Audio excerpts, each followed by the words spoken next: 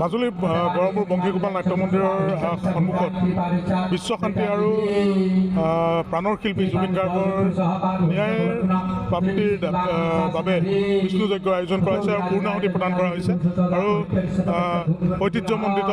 গড়মূৰ সত্ৰৰ সত্ৰাধিকাৰগৰাকী আছে আমি মন্তব্য ল'ম তাৰ পূৰ্বে আমি পৰিৱেশটো দেখুৱাইছোঁ যজ্ঞৰ যিহেতু বিশ্ব শান্তি আৰু প্ৰাণৰ শিল্পীগৰাকীৰ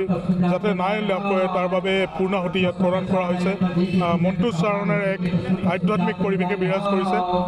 সত্ৰাধিকাৰ আছে আমি কথা পাতিম প্ৰভু বিশ্ব শান্তি আৰু প্ৰাণৰ শিল্পীগৰাকীৰ ন্যায়ৰ বাবেও এই পূৰ্ণাহুতি প্ৰদান কৰা হৈছে এই যজ্ঞৰ আয়োজন কৰা হৈছে সৰ্বপ্ৰথমে সমূহ অসমবাসী ৰাইজক আমি এই যজ্ঞস্থলীৰ পৰাই আন্তৰিক শুভাশী জ্ঞাপন কৰিছোঁ আৰু মহাবিষ্ণু যজ্ঞ আৰু মাজুলী জিলাৰ ব্ৰাহ্মণ সমাজৰ সহযোগত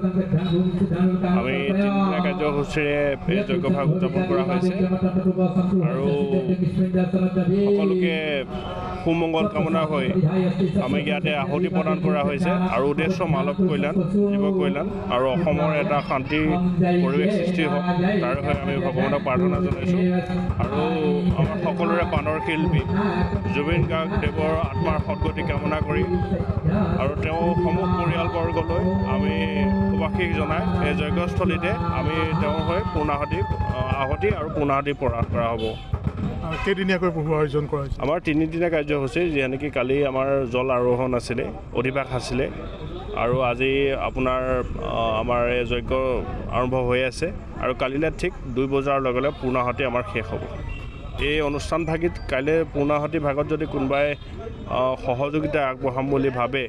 তেনেহ'লে ইচ্ছাকৃত ব্যক্তিয়ে আহি পেলাই সহযোগ আগবঢ়াব পাৰে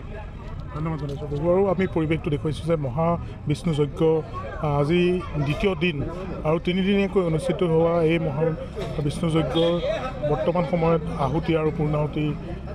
যি মন্ত্ৰোচ্চাৰণেৰে কৰি থকা হৈছে সমান্তৰালভাৱে বিশ্ব শান্তি বাবে সকলোৰে মংগল কামনাৰে আৰু প্ৰাণৰ শিল্পীগৰাকীয়ে যাতে ন্যায় লাভ কৰে তেখেতৰ আত্মাৰ সদ্গতিৰ কাৰণে বৰ্তমান সময়ত